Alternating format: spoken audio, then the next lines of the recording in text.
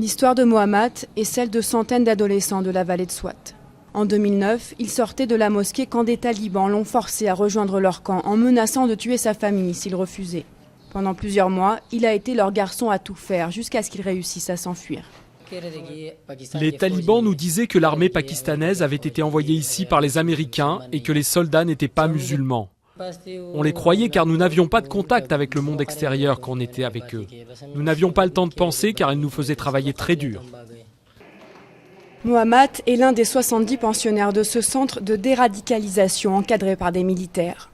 Pendant 3 mois, des équipes de professeurs et de psychologues préparent leur réintégration dans la société et tentent de leur faire oublier la propagande des talibans.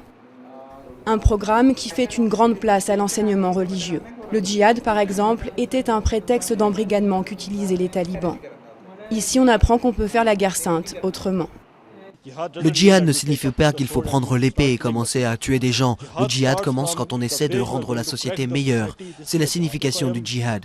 Si je lutte contre l'illettrisme, cela fait partie du djihad. Sabaoun est un centre similaire à 1 heure de route de Mingora, la principale ville de la vallée de Swat. Il est exclusivement réservé aux enfants et aux adolescents. Pour leur sécurité, l'armée qui encadre la visite interdit aux médias de montrer leur visage. Certains d'entre eux étaient sélectionnés par les talibans pour des attentats suicides. Ils me frappaient violemment et ils m'ont dit « tu vas te faire exploser ». J'ai dit à maman que les terroristes m'avaient demandé de me faire exploser. Elle a téléphoné à mon papa et lui a demandé de venir me chercher.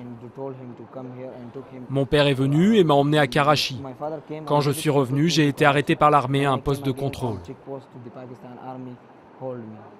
Une vie meilleure au paradis, de l'argent pour leurs familles souvent très pauvres, c'est ce que les talibans promettaient à leurs bombumènes. Pour les avoir publiquement critiqués, un professeur de ce centre a été tué en octobre dernier par des insurgés qui continuent de mener des attaques isolées dans la région. D'après l'armée, près de 500 élèves ont déjà été réintégrés dans la société et aucun d'entre eux n'aurait renoué contact avec les talibans.